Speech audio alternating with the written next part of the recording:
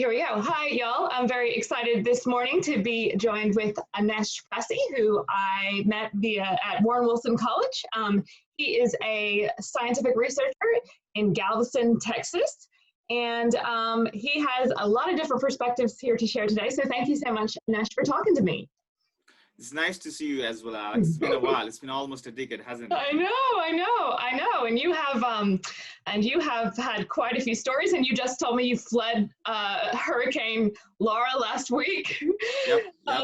And so yeah, I'm glad that you were able to make time for me today. And I know we have limited time, so I'm just trying to pick the best angle to ask you questions. But before we talk about the pandemic and everything that's happened, tell me briefly about your life, your career path, what led you to science, what led you to Texas.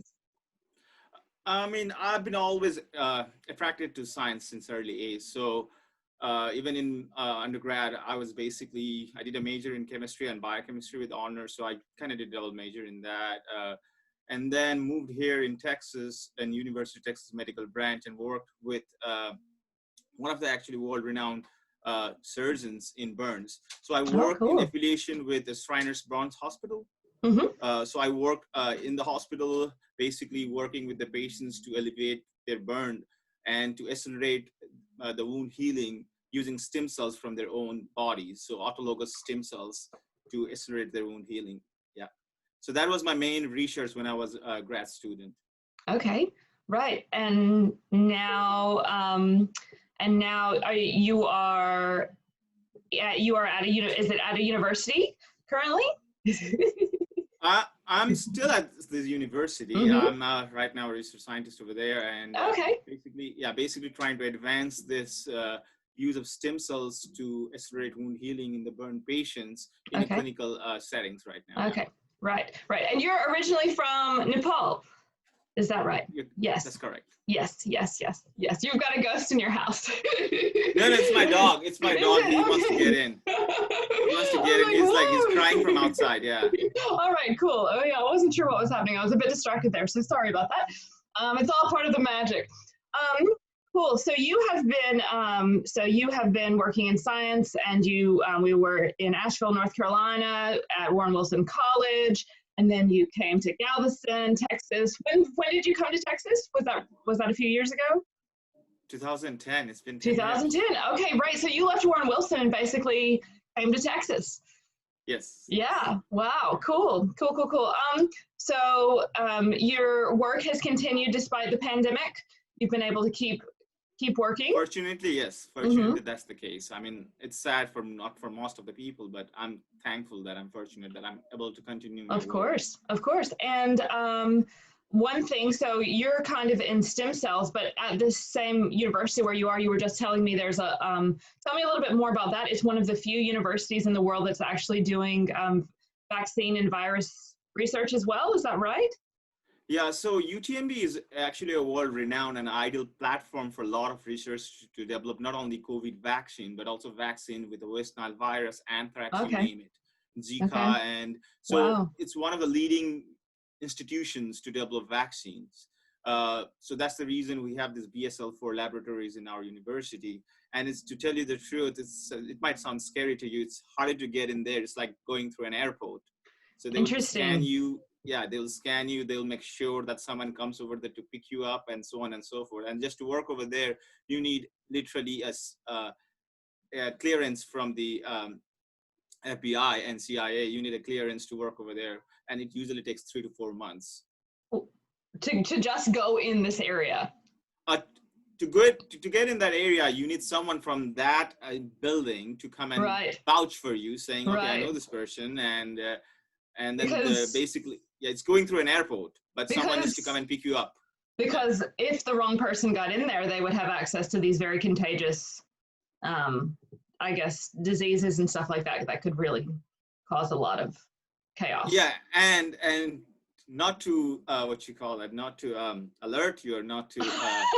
But the thing is, like, they do have some kind of like once a year or something. They do kind of skill like trainings to avoid if people try to invade that laboratory space. They do drills to prevent that from the roof. Like the SWAT teams come over there and practice that as well. So it's pretty serious. it's pretty safe. It sounds pretty secure No, it because, is pretty secure. yeah, That's the reason. It is pretty yeah. secure as well. And actually, the institution is located in an island, right? So we gotta pass Oh, through a causeway to get to an island. So if something major thing happens, they usually shut down the causeway. So same thing happened during Hurricane Ike when the university was inundated. So the whole Galveston Island was shut off from that causeway. So it's kind of like preventing people from going in yeah. or coming out. So there was army and Wow. everything, and you have to have a UTMB pass even just to get into the island. That's And wild. yeah, That's it's like a movie. wild. I'm not kidding. Yeah. It's like a movie. Yeah, yeah. See, that's so interesting because I don't know if you followed everything that was happening in Wuhan, and I kind of have given up on understanding exactly everything that happened there. But I did know that there was research happening in Wuhan, and there was speculation around how secure the lab was there. I don't know if you followed that at all, but I would Yeah, hope, yeah, yeah, yeah. I'm aware of those developings in that region Mm-hmm. and in that situation. And I think a year ago, I think the US officials went there and filed a report saying that some of the specimens may not have been preserved or may not have been secured the way it should be with the level of concern and with the level of gravity.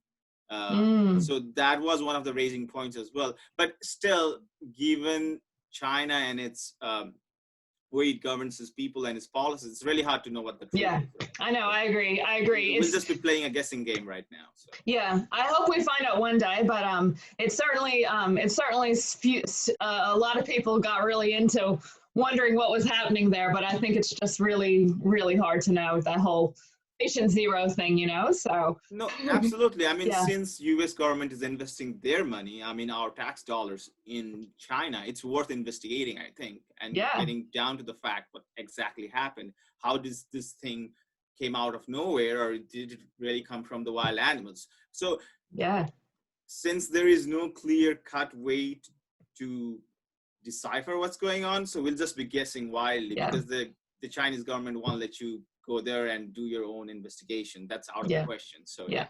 Well, it's good to know that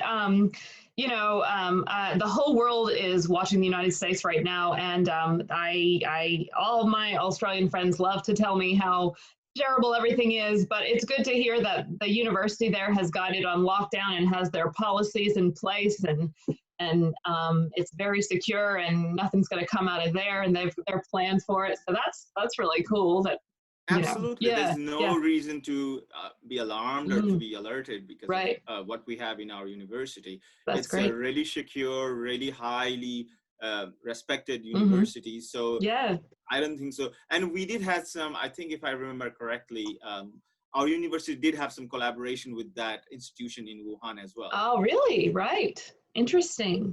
Yep. Interesting. So I'd be curious. I guess you probably weren't working specifically on that project, but No, I'd be no. curious to, what some other people's observations are. But I want to know more about your specific situation, Anesh. So but that's so interesting. I could speculate on that all day. But your work continued.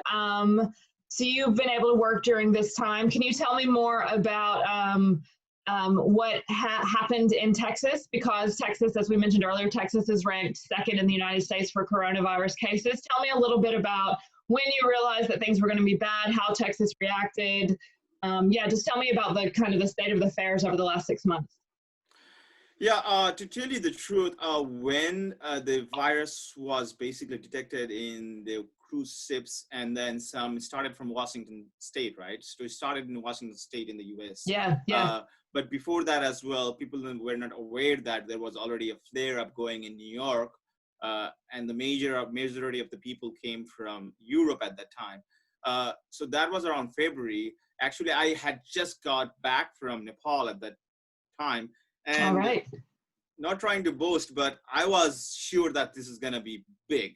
Yeah, The reason this was going to be big, I could realize that, and it was, I think, one of the biggest failure of US intelligence is not being able to decipher what's going on in China. So if you look at the story, you can tell that they built almost 1,000-bed hospital in 10 days, yeah, right? yeah, So given that seriousness, given that amount of resources that they spend to tackle this disease, the US should have knowledge that, okay, this is serious. No matter how much they're going to downplay this thing, this is serious thing, right? So I was aware of this whole situation developing. And so because of that, I actually stockpiled for like food for like 6 months. I'm not kidding. I'm not kidding. I mean, people were uncertain. I don't think you can blame people for having uncertainty about what was going on. Yeah, my partner got really in early February. He was like, people are going to start. Toilet paper is going to disappear. Like I think there's a lot of people that were like pretty alarmed very early on. No, So, absolutely. yeah, And there is a reason to that, right? Mm-hmm. That stories were emerging from China that people wouldn't be, they were not even let out from their own house. People would come there to do shoppings for them. And then basically you lose all your privacy, you lose all your social networks, and you kind of go into the spiral of developing some psychological issues. Because you're losing your job, you have nothing to eat, you have basically a fear of this unknown thing. And at that time, we didn't know what this virus was. And then there were rumors circulating around with the media basically inflaming, saying, yeah, the Spanish pandemic killed almost 50 million people. So this could be of that scale. And hopefully, thankfully, it's not to that scale, but the devastation has been to that scale so far. So it was alarming at that point, right? So, and I think because as a scientist as well, and as a person who is aware of where things are in terms of science, I kind of like took a precautions from early on, saying, okay, if this is a pandemic or if this is not a flu, then it's nothing goes bad if you take extra precautions. You know what I mean? Yeah. So that was what my plan was. So that's what I did. Mm-hmm. And since my wife works in a ICU in COVID unit at times, I had to be extra careful. Yeah. I didn't know that. Okay, right. So you guys are both heavily involved and invested in what's going on, I guess, in a few different ways, right? Yeah, exactly. Yeah. So we had to be extra careful, and you can't be too cautious in these times. Right. So you guys were careful. You kind of were aware that you could possibly need food for the next few months. And then it came to America, and I know, especially in southern states, there wasn't the same sense of urgency and precaution, probably. So I do know, just from my friend who lives in Austin, she's told me that like bars closed briefly, but then they opened again, and then the death rate started going up, and then they closed again. So has it been? And I don't know if schools are currently open. What has the Texas kind of government? Have you felt confident? Feel free not to comment if you don't want to get too. No, that's fine. That's fine. I'm just gonna tell what's out there, right? So I think, fortunately and unfortunately, this pandemic has lifted up the curtain regarding how much social disparity is there in terms of haves and have-nots. So that curtain is not there anymore.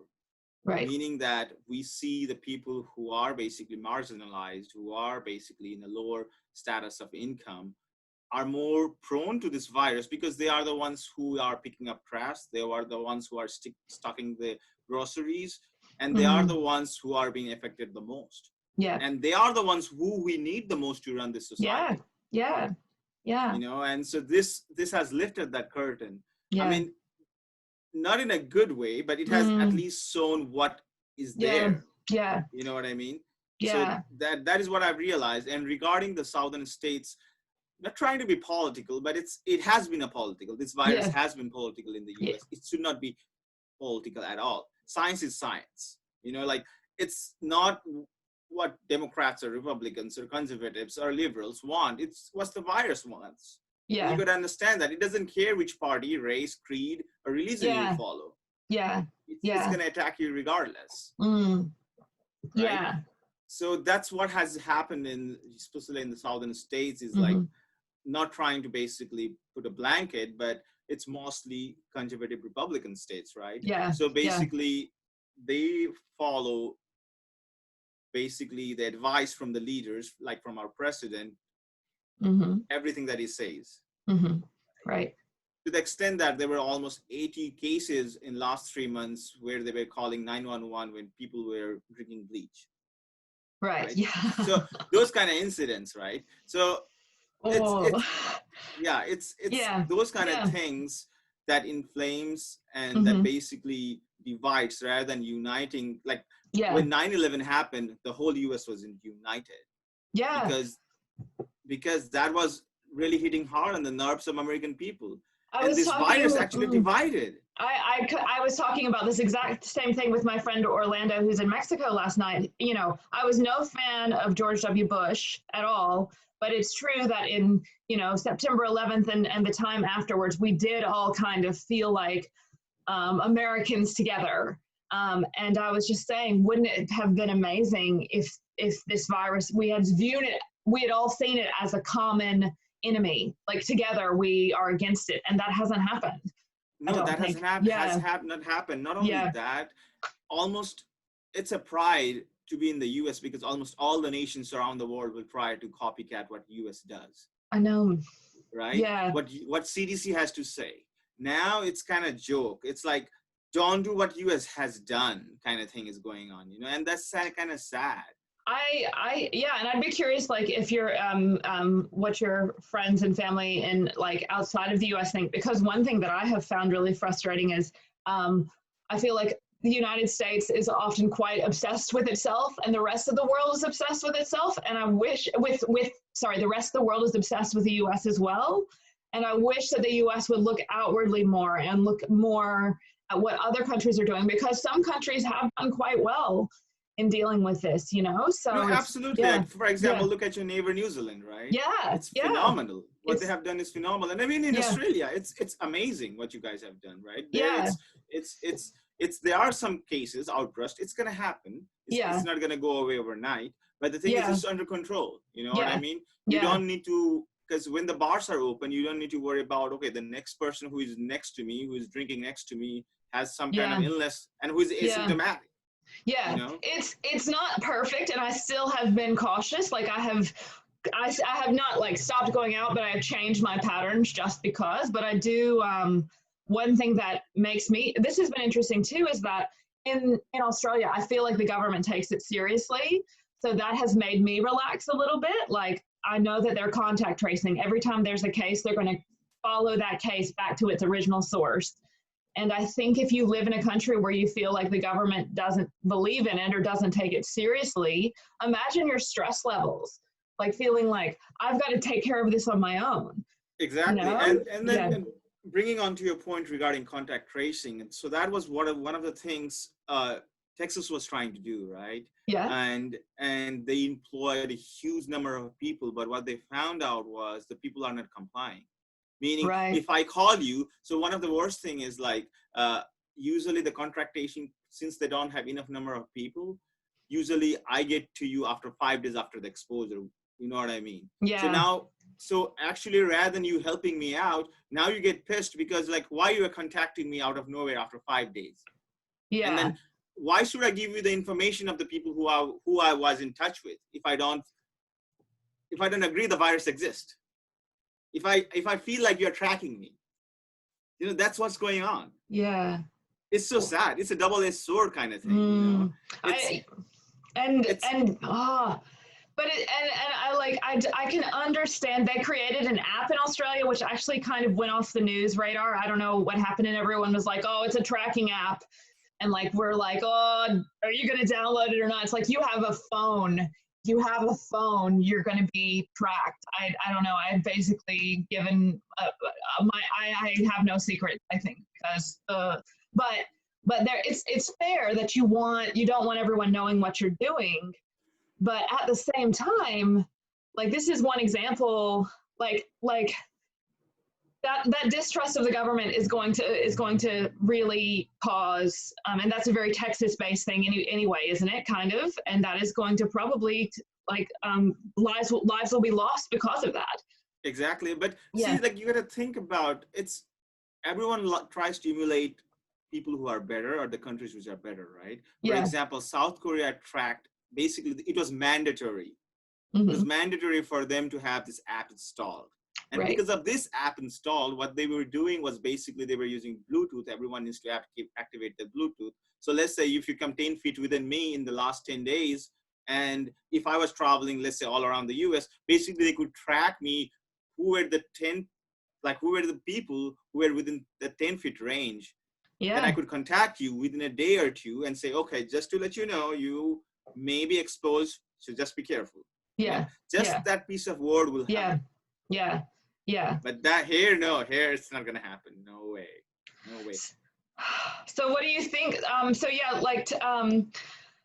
um, so that's one thing. So they've tried to do contact tracing, but you found that the attitudes are quite negative. What do you think? And I don't even want to know, but talk to me a little bit about masks in Texas.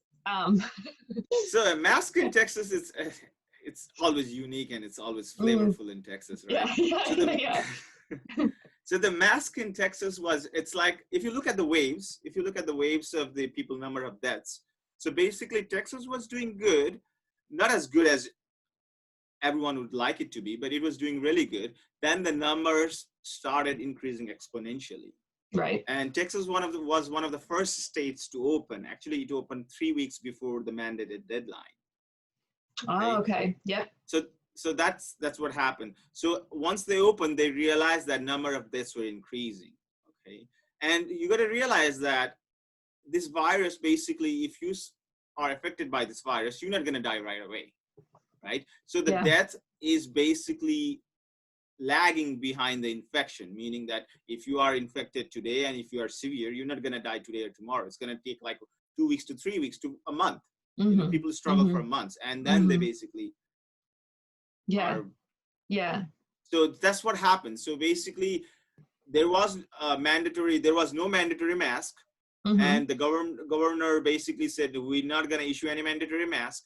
But then again, he reverted because he saw that there was a significant increase in number of deaths. So, but I think with the end of this month, there was almost 2-month period of mandatory mask. But I think with the end of this month, August, we're already in September, I think that is also lifted up. Yeah, So which is sad. They've changed it. They've said you don't have to wear masks anymore. I mean, as far as I know, it was till August 31st. Okay. So I'm not sure if they extended I'll this look into mandatory. that. Yeah, I'll look into that. Right. Right. So it's a roller coaster. Yeah, it's a roller coaster in Texas. Yeah. Yeah. Do you know anyone who's had coronavirus? Yeah, I had actually a number of friends. I had a friend in New York, actually, the first one. He was a physician over there. He was one of the first one to contact, and he did end up in ICU, he told me. And he's my age. I'm thankful that he recovered. Now he's practicing in Arizona. Okay, wow. And my other friend, who his father was actually, but he's not in Texas though, okay? Not that I'm aware of. His father, but he's in Texas right now. His father was in Mexico, and he passed away because of COVID. Right. Yeah. Right. Yeah. Yeah. Mexico's been hit pretty hard as well. And my friend in Mexico who I was talking to last night, sounds like it's kind of, one thing I can say is I do appreciate the countries that are able to give some sort of financial relief to people, because if you don't have that, then there's no way that you can't not work, even if you are sick. So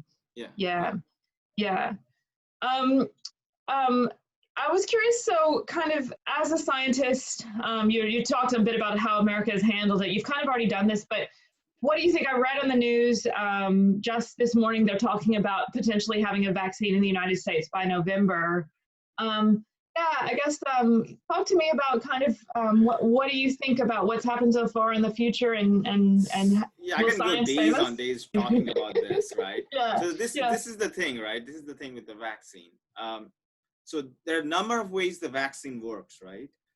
Meaning that initially we used to have a live, basically we used to have attenuated virus basically injected on us, right? So basically those things have changed, and then different companies, you have at least, as far as I know, there are at least 20 different companies doing clinical trials in the US, right? Working on the vaccine.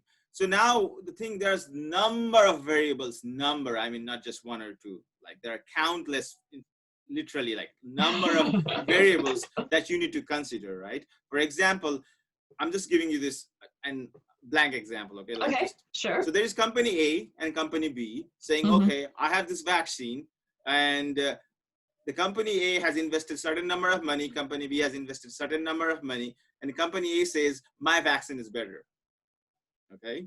Mm-hmm. So company B says, no, my vaccine is better, right? So what happens now is when you have 20 of different companies and these vaccines work differently, right? First, you gotta, even if you know you have a vaccine in your hand, first you gotta administer the vaccine, right? You gotta find number of people who are willing to be a dummy. Yeah.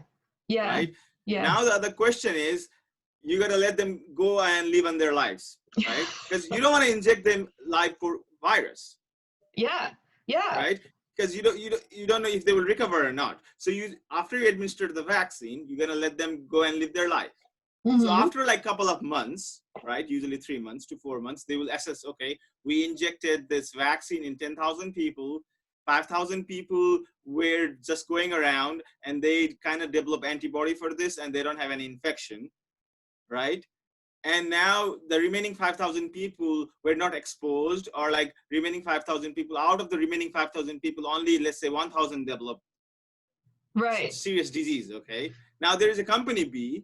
Now the company B says, no, you know what I'm talking about. Yeah. The company B says, well, in my case, 9,000 people actually had developed this antibody for the virus, but the 1,000 that they did not develop were severely affected. Right. Okay. Now you see this number of variables. Now the other company comes, well, your virus, your antibody will only last for 4 months. Mine will last for a year. Right. So it's, you know what, yeah. I see what you're saying. What I mean? It's like, mine will last for a year, but it has this side effects, even though it lasts for a year. The company, you see that. You see where it's going. It's a rabbit hole. And how do you, and I guess you can't have multiple vaccine options for people, right? Like you can't say you can try A, B, or C. Like it's probably best to have the same one for everyone, because otherwise, No, that's the problem. That's the problem. Yeah. The problem is the FDA has actually accelerated all these vaccine developments and given approvals for a number of companies, because it's better to have more options in this case. But at the same time, we need more time. That's what we don't have. We need more time, but that's what we don't have. Meaning that after I give you the vaccine, I want to see how long the vaccine lasts on you. I want to see if that vaccine that I gave you will basically be effective for other strains of coronavirus, not just this one. Yeah, but you probably, like, ideally, how much time would you need to have a proper to develop a vaccine, to develop an ideal vaccine, usually takes 5 to 10 years. Right. Which we don't have. Years after the lab. So after I know that it works on the animal, it usually takes that long time. Right. So now we're trying to do that within a year. Yeah. Are you worried? I'm certainly not an anti-vaxxer, but I know some people are like, I'm not taking any vaccine that they put out. What do you think about that? Like the kind of, I agree that it should be, it should be streamlined and done as quickly and as safely as possible. Do you think there's dangers in trying to rush it? No, there is definitely dangers trying to rush it. But at the same time, if you look at the economic and social devastation this virus has caused, you got to see, you can't have cake and eat it too in this case. You know what I mean? You got to choose one way or the other. So I am more than willing to be a dummy, but the thing is, I would like to have full information that I'm interested in regarding before I say, okay, inject me with this virus or the dummy, whatever you guys are injecting me, right? Because this is my life. I don't want to take risks. But at the same time, I do want to be the person who is like, okay, I was one of the person who took part in that trial, and that's the reason you guys are safe now is because of me. I do want to have that credit at the same time. Don't get me wrong. You know what I mean? I want to be a hero. Yeah, absolutely. Hero in a small way, you know? Oh, it is. Like, I am really grateful I'm seeing people already signing up for these trials, and I'm like, I'm not sure I'm going to do that or not. I mean, it's like, it's a big risk, It is a big risk, but the thing is, you got to realize it's not as big risk as it used to be like 30, 40 years ago, right? So now it's really more big risk in a sense that having this idea that, okay, I don't have a virus and I can go around, and at the end, that this vaccine is not effective.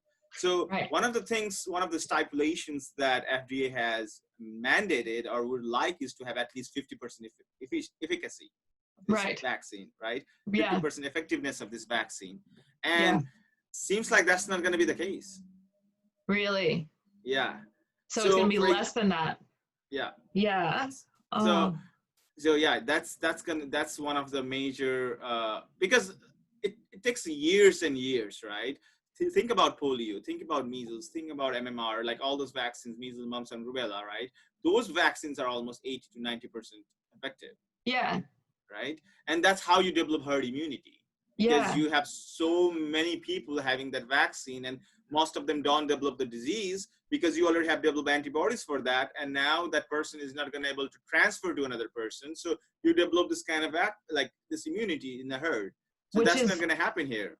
Because even first, so it may be less than 50%, and then you've got to, once you've confirmed that, then you've got to try to get everyone to take it so that you can just get to the 40% or whatever. Yeah, and then exactly. So the thing is, this is the case. The thing is, like, now once the government starts relaxing, actually, which already has done, many people will start getting COVID, and the use of vaccine may not be justified now because you already have developed antibody most likely in your body, and that is the reason to give vaccine, is so that your body can develop antibodies, right? Yeah. So you are already exposed now, you already have the antibodies, and you don't know if the vaccine that you're giving is gonna make me worse now. So that's a whole other thing. That's a whole other thing. If anyone who, and we don't even know, because some people are asymptomatic, and they're talking about like there might be 30% of the population that has had it or something. I don't know. I mean, I see so much. Yeah. Right. What do you think about the idea of herd immunity, like without vaccines? Do you think that that's just going outright genocide? Yeah. It's I mean, it will be kind of like systematic genocide, meaning that old people, like I said, old and marginalized people and races will be basically, those percentages is going to drop. Right. You know what I mean? Right. So, and the person who don't have good safety nets, health safety nets, they are the one who's going to be affected. Which is, and that's interesting even that you say that, because I guess they kind of did that experiment in Sweden, but Sweden is already an incredibly wealthy country where they have incredible safety nets. So it's like, to do an experiment with herd immunity in Sweden versus a country like the United States or Mexico or something, or Brazil, where there's like definitely people without access to medical care and stuff like that, is much, it's a much more severe consequence. Absolutely. I think. Yeah. Absolutely. Yeah. Absolutely. Right. And Sweden did pay the price. I mean, look at EU number versus Sweden number. It's contrasting. It's really different. Yeah. Oh man. So I guess we just kind of hope that science continues at rapid pace, and you know, we stay in, and we wear masks, and we you know, I don't know, it's still up in the air, isn't it? Like, who knows where we're going to be by December.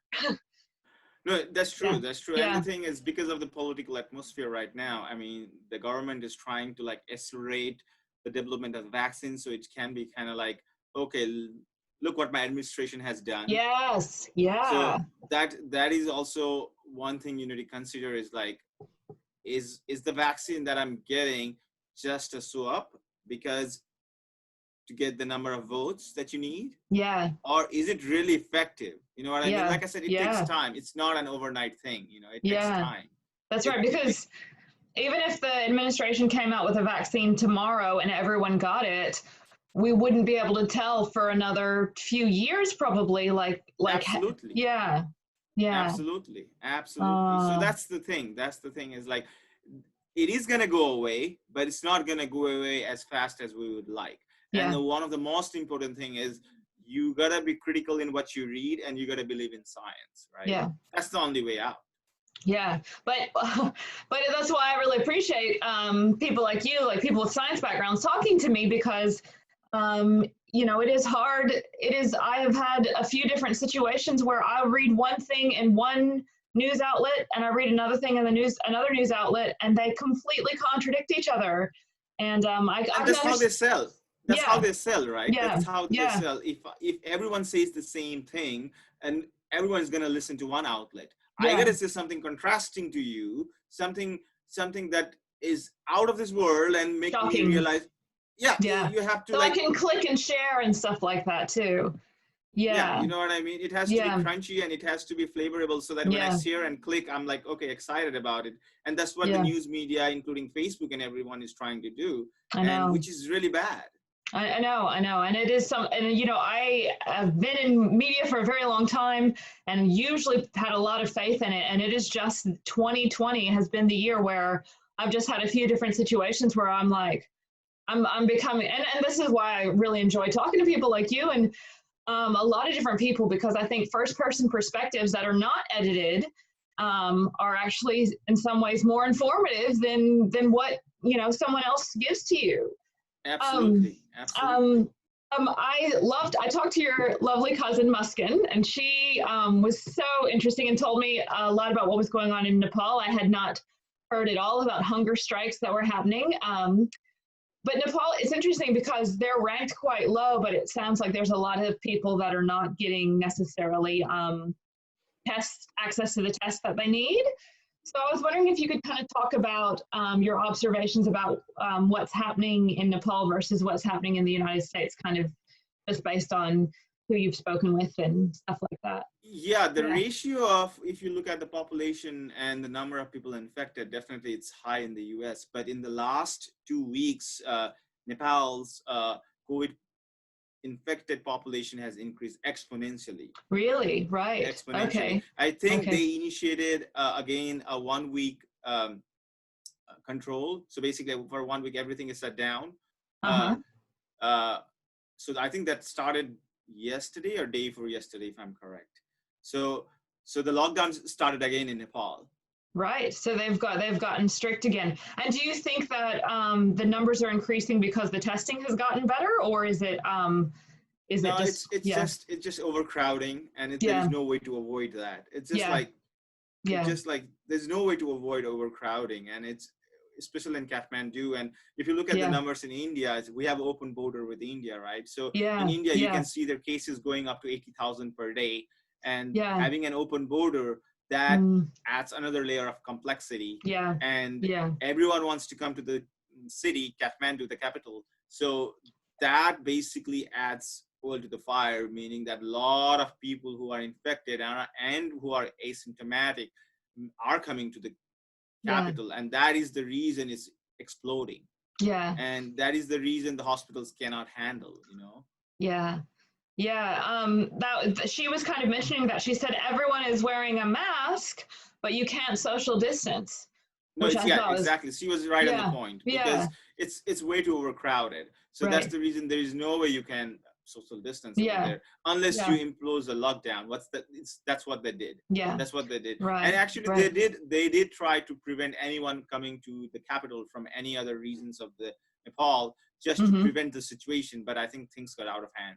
Yeah, yeah, yeah. I know.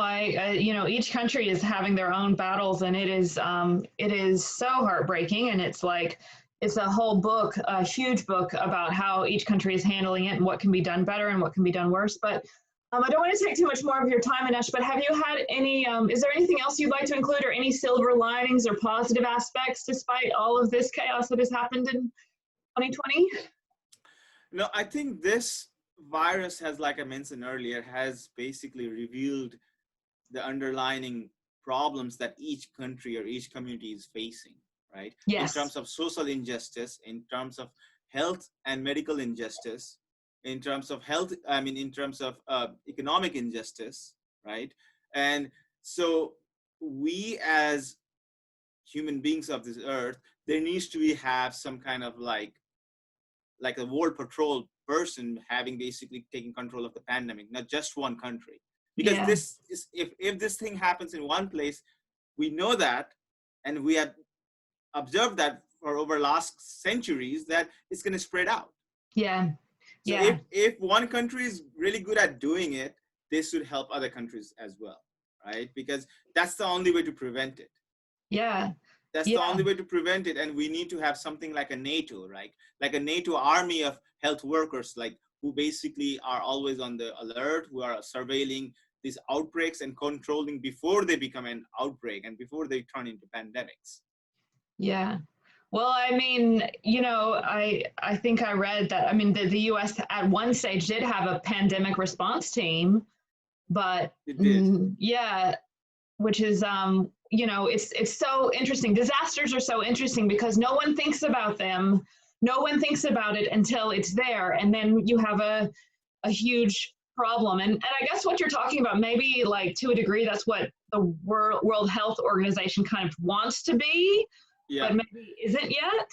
Yes, you know? yes and no. Yeah. So the thing is, now even the World Health Organization is really polarized because of the US politics.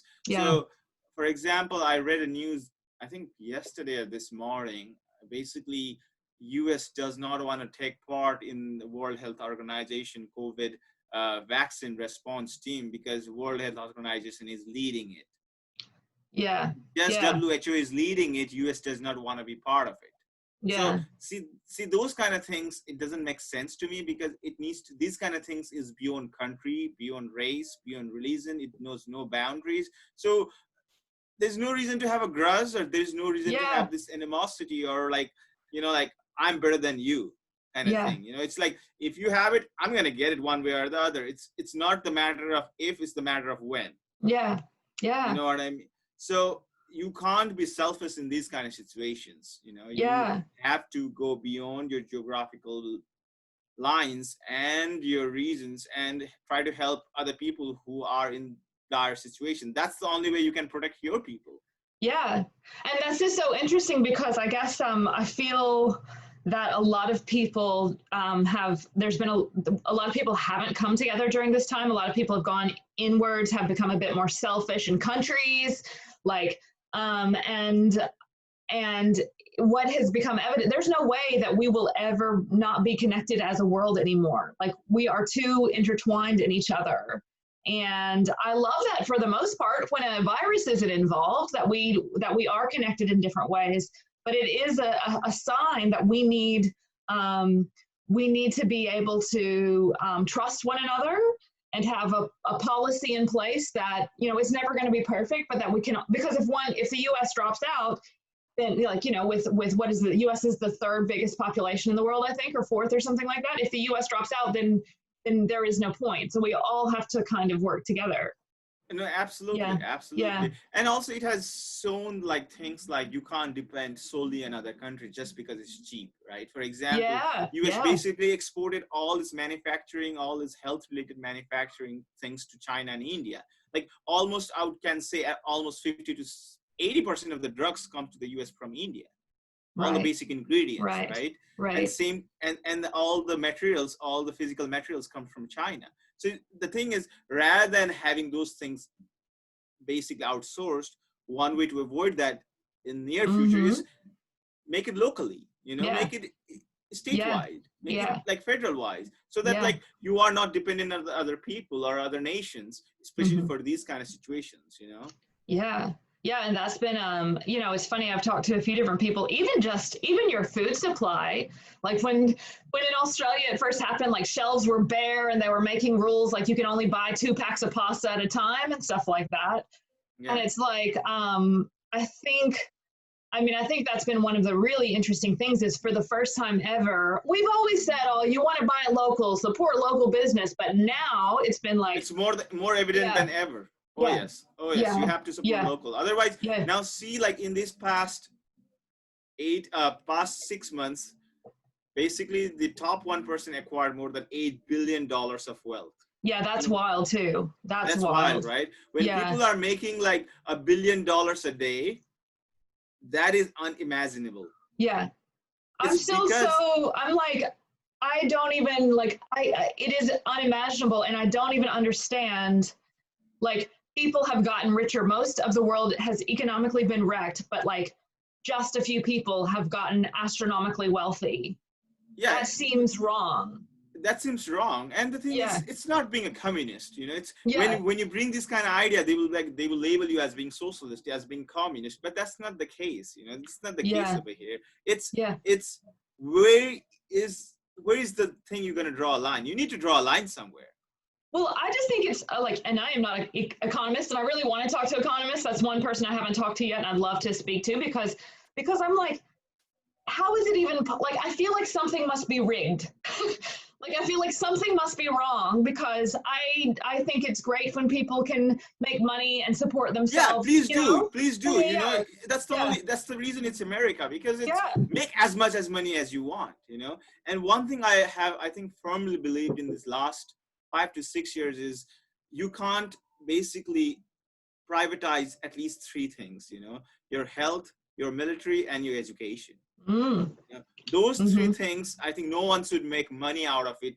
And the only one that can make money out of it is government, because after they may make money out of it, they need to reinvest back in those 3 things. Because if you let education be public, if you let your health be public, and if you let your military to be public, governed by the government, those are the only way I think US can move forward. I think you know, those 3 things. You can't privatize them just because it's a capitalist country. You can't privatize those things.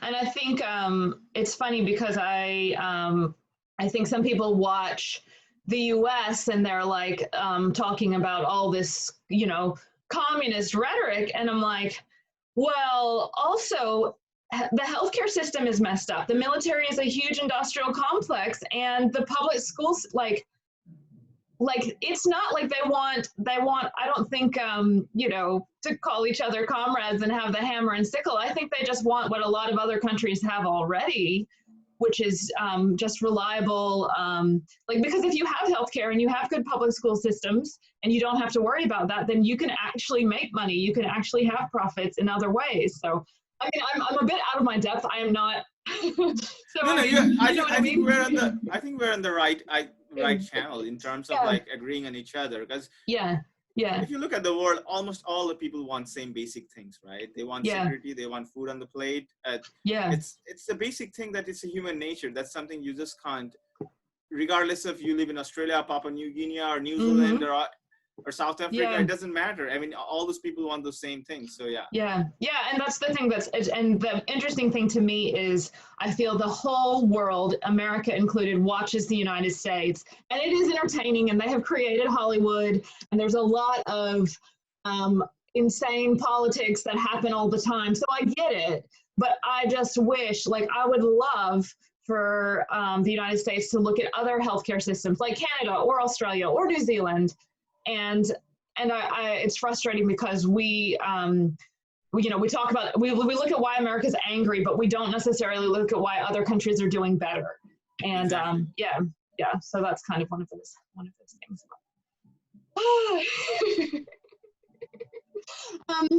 Is there anything else you want to include, Anesh? I am so excited. This has been such an interesting perspective, especially kind of you're giving me that feedback about vaccines and what you know about that, and what's going to happen. It's good to know. It's a little bit terrifying, but it's better to know and be terrified rather than to be unknown. I know ignorance is bliss.